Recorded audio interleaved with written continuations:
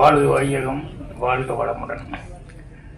நான் கடைசியில் பேசுகிறேன் அப்படின்னு சொல்லிட்டேன். நானும் இதில் படத்தில் நடிச்சிருக்கேன், நான் பேசுறதுக்கு என்ன இருக்குது, எல்லோரும் பேசிட்டோம் அப்படின்னேன். ஆனால் கடைசியில் ரெண்டாவது என்னை கூப்பிட்டு விட்டாங்க.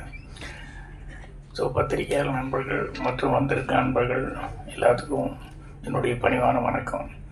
உலக சமுதாய சேவா சங்கத்தின்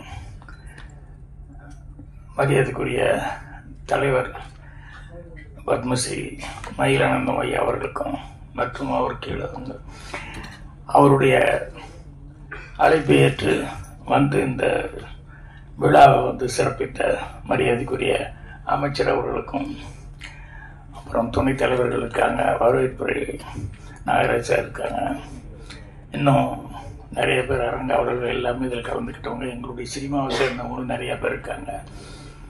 எல்லாத்துக்கும் என்னுடைய பணிவான வணக்கம்.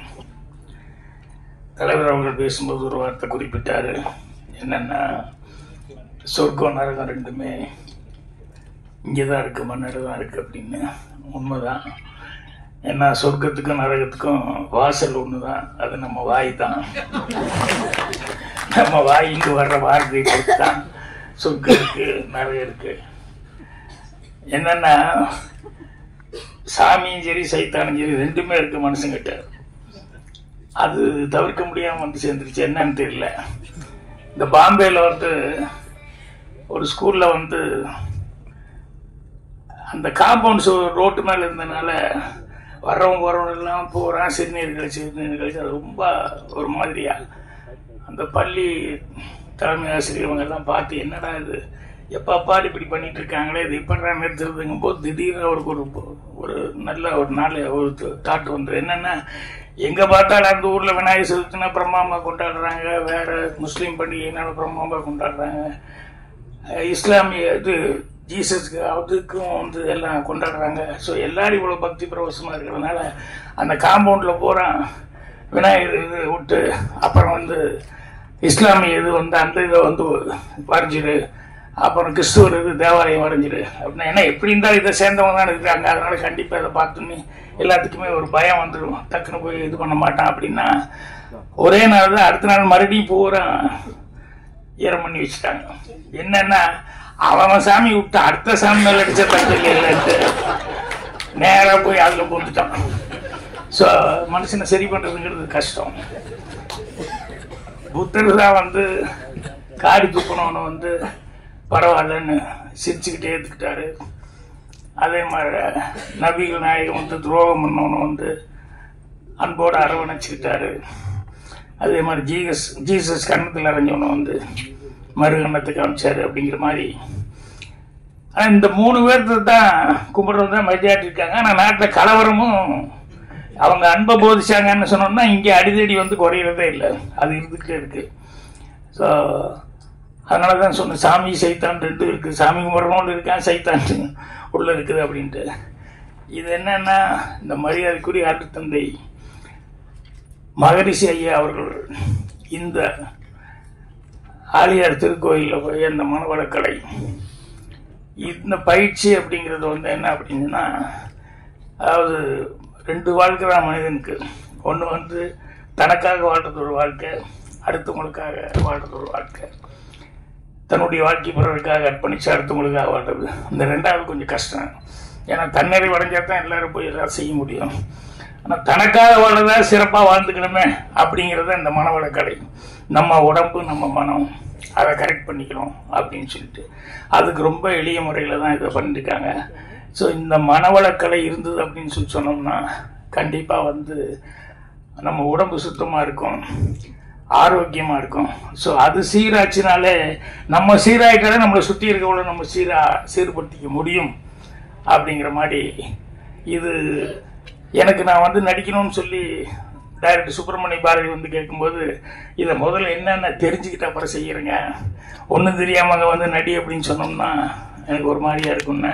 அப்புறம் தாம்பரத்துலேருந்து இந்த இதை சேர்ந்தவங்க வந்து எனக்கும் பூர்ணிமாவுக்கும் வந்து ஒரு வாரம் பயிற்சி கொடுத்தாங்க.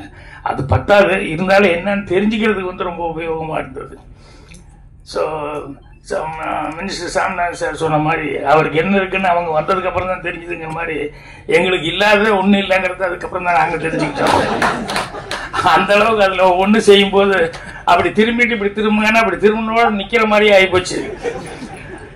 என்ன உடம்புல வந்து சின்னதுதான் செய்ய அப்படின்னு சொன்னா கூட நம்ம உடம்பு அதுக்கு கட்டுப்படல.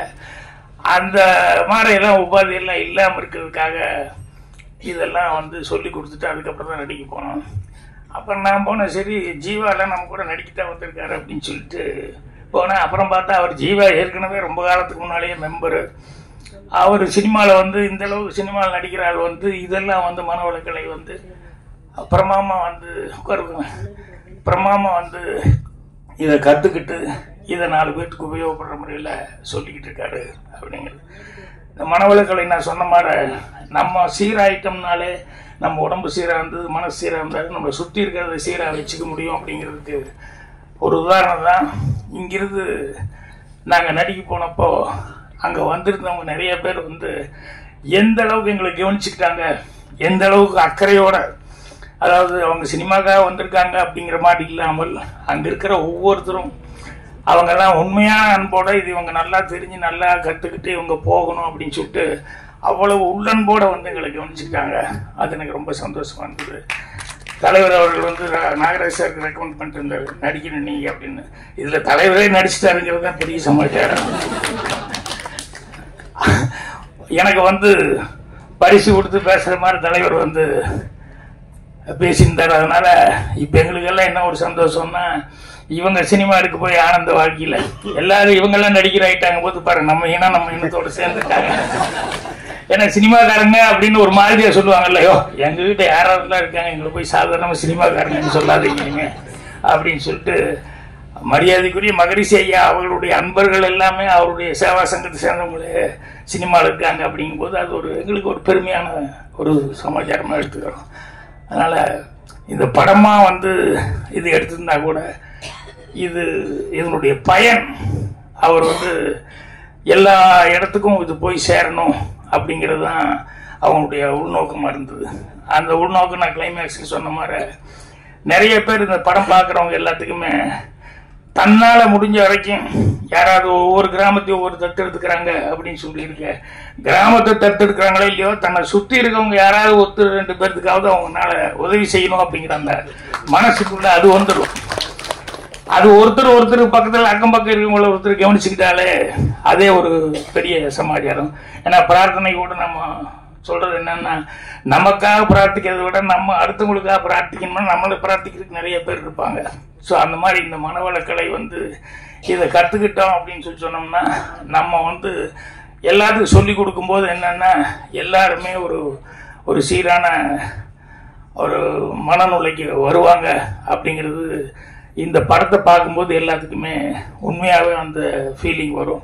அதே மாதிரி 4 பேர்த்துக்கு உபயோகமாக நம்ம வாழ்க்கை இருக்கணும் அப்படின்னு சொல்லி சந்தோஷத்தில் பெரிய சந்தோஷமே அடுத்தவங்களுக்கு சந்தோஷப்படுத்தி பார்க்குறது தான் பாக்கிய ஆரம்பிக்கும் போது நான் கேப்ஷனாகவே அதுதான் எழுதியிருந்தேன். ஸோ இந்த மனவளக்கலை பயின்றாங்க அப்படின்னு சொன்னோம்னா கண்டிப்பாக அடுத்தவங்களை சந்தோஷப்படுத்துகிற அளவுக்கு அவங்க வாழ்க்கையை அவங்க அர்ப்பணிப்பாங்க அப்படின்னு சொல்லிட்டு நம்பிக்கை இருக்குது. இந்த படத்தில் நடித்தது எனக்கு வந்து ஒரு பெருமையான சமாச்சாரமாக இருக்குது. 2வது இவ்வளவு உபயோகமான ஒரு சமாச்சாரம் இது வந்து நீ எல்லாம் அவர் சொன்ன மாதிரி உலகம் பூரா இருக்கிற தமிழர்கள் எல்லாத்துக்கிட்டையும் போய் சேர்றது. தமிழர்கள் மட்டுமல்ல மனிதர்கள் எல்லாரும் இதை பார்த்தாங்கன்னா மொழி மாற்றம் செய்யும் போது இதனுடைய பயன் என்ன அப்படிங்கும்போது எல்லா லாங்குவேஜ் இப்பவே நம்ம பார்க்குறோம். யோகா கற்றுக்கிறதுக்கு அங்கே இந்தியாவில் நிறைய இடங்கள்ல பார்த்தீங்கன்னா ஃபாரினர்ஸ்ல நிறைய பேர் வந்து எல்லாருமே வந்து கலந்துக்கிட்டு எல்லாம் பண்ணிக்கிட்டு இருக்காங்க. ஸோ அதனால இந்த ஆழியார் திருக்கோயிலில் சொல்லிக் கொடுக்கக்கூடிய இந்த மனவளக்கலை அப்படிங்கிறது அருட்தந்தை மகரிஷி அவர்கள் அது வந்து எல்லாத்துக்கும் வந்து இது பண்ணி கொடுத்தது. உலகம் பூரா போய் சென்று எல்லாரும் பயனடையணும் அப்படி சொல்லி கேட்டுக்கிறேன். மீண்டும் ஒரு முறை வந்திருக்கவங்க எல்லாத்துக்கும் என்னுடைய பணிவான வணக்கம் தெரிவிச்சுக்கிறேன். நன்றி, வணக்கம்.